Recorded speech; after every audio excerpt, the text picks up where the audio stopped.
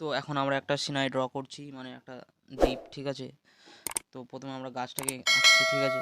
তো এর জন্য কোনো আলাদা করে আউটলাইন দিলাম না, তো এটা পুরোটাই হালকা জাস্ট একটা ড্র, ঠিক আছে। এটা পুরোটাই কালারের উপরে হবে, এখানে বেশি কিছু নেই, শুধু হালকা জাস্ট একটু পেন্সিল দিয়ে ড্র করেছি, ঠিক আছে। তো পুরোটাই কালারের উপরে হবে। তো প্রথমে আমরা গাছে কালার করছি, গাছে কালারটা যখন করছি, গাছে কালার শুধু একটা না, এটা 3-4 রকমের কালার দিয়ে গাছটাকে আঁকলাম, মানে কালার করছি, ঠিক আছে। প্রথমে ডিপ নীল দিলাম, তারপরে বেগুনি কালার, তারপর সবুজ কালার, তারপরে লাল কালার। তো এই 4 রকম কালার দিয়ে গাছটাকে ড্র করেছি, একটু আলাদা রকম দেখানোর জন্য, যাতে আরও সুন্দর লাগে ছবিটা।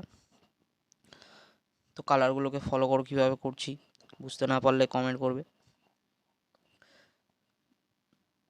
তো গাছের জন্য আমি 4টে কালার ইউজ করেছি, ডিপ নীল, বেগুনি, সবুজ আর লাল। আর বাকি সব কালারগুলো দেখতে পাবে, সবুজ কালার ইউজ করছি, নীল কালার ঝর্ণার জন্য ইউজ করছি, জলের কালার যেটা। তো ভিডিওটা তোমরা দেখো, অবশ্যই তোমাদের ভালো লাগবে। আর ভালো লাগলে চ্যানেলটাকে তোমরা সাবস্ক্রাইব করো, আরও অনেক রকমের ভিডিও নিয়ে আসবো।